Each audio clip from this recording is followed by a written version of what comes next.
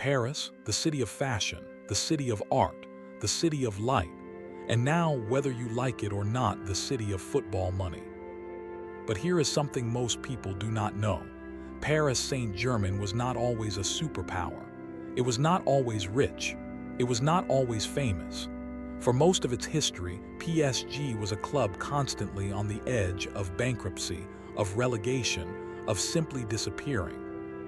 The story of how a modest Parisian club became one of the most talked about and most controversial clubs on the planet is wilder than any transfer rumor. And it starts, of all places, in a suburb of Paris in 1970. If you love stories like this, subscribe to Footy IQ, new football history every week.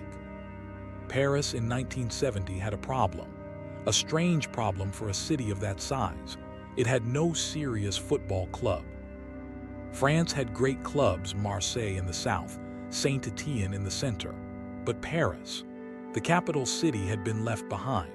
A group of local supporters and businessmen decided that was not acceptable. On 12 August 1970, Paris Saint-Germain Football Club was officially founded. The name was a merger. Paris FC had just split, and a group of fans from the Saint-Germain-en-Laye district stepped in to keep the professional side alive. They had a small stadium, limited funds, and a whole lot of ambition.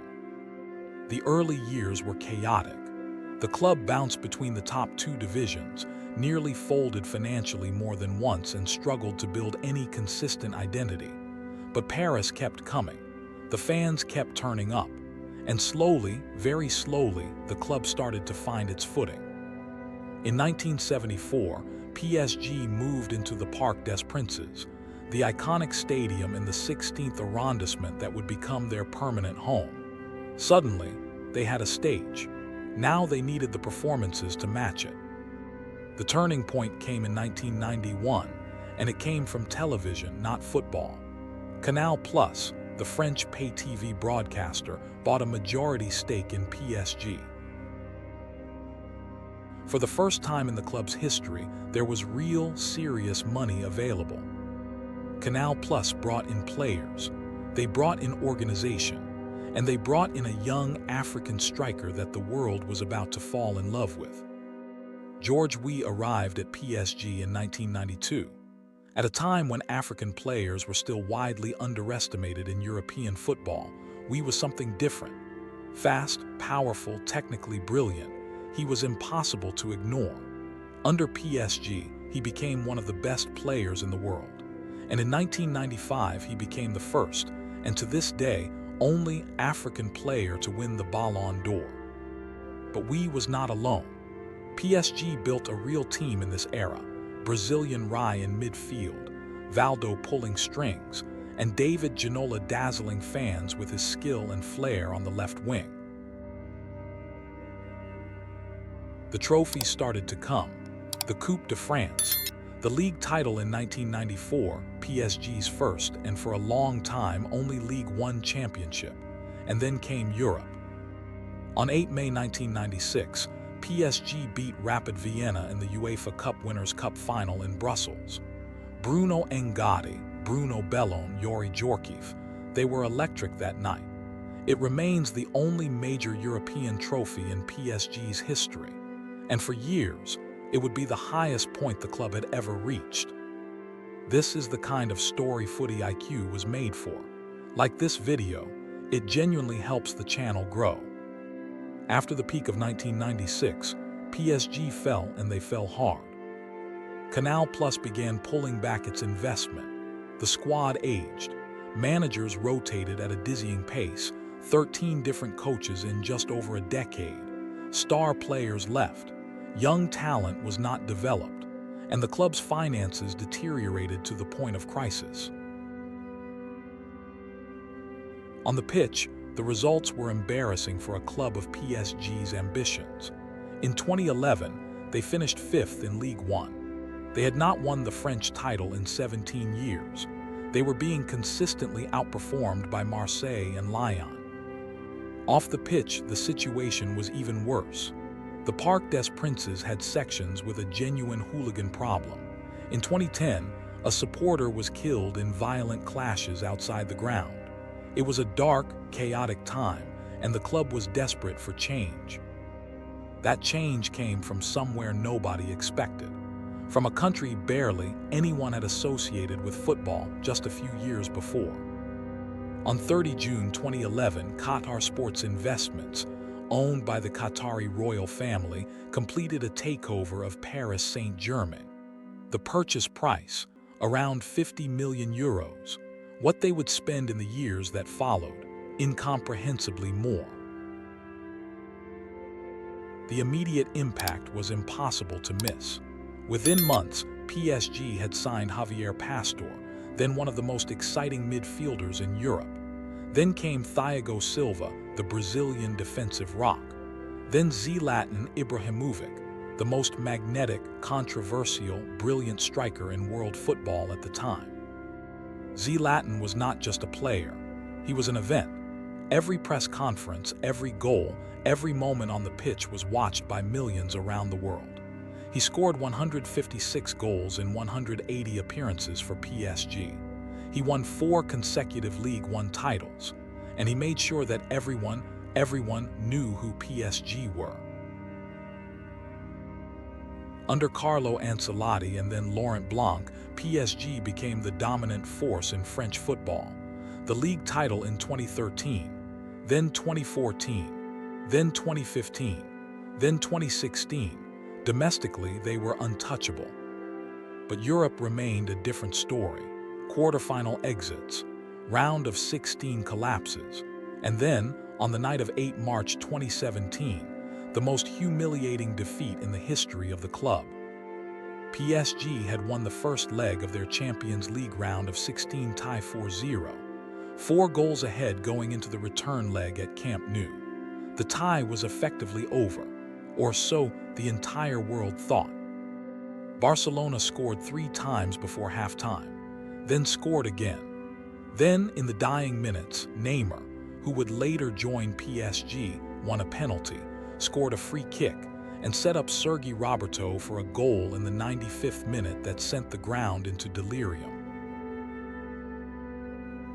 Barcelona 6, PSG 1.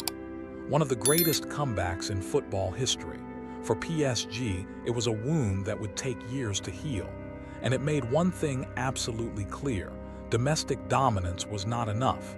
PSG needed to change everything. The summer of 2017 changed football forever. On 3 August, Paris Saint-Germain signed Neymar Jr. from Barcelona for 222 million euros.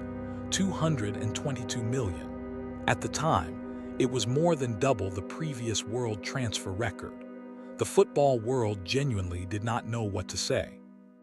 Then, 2 weeks later, they signed an 18-year-old from Monaco named Kylian Mbappé on loan, with an option to buy for 180 million euros. In a single summer, PSG had spent over 400 million euros on 2 players. It was the loudest statement any club had ever made in football. The football was, at times, breathtaking. Neymar's dribbling, Mbappé's pace, a speed that made defenders look like they were standing still. Di Maria's creativity, Marquinhos and Verratti as the engine room. PSG were box office. Every match, every training session, every social media post was watched by millions. And then, in 2021, the most extraordinary signing of all, Lionel Messi, arguably the greatest footballer who had ever lived, left Barcelona after 21 years and joined PSG.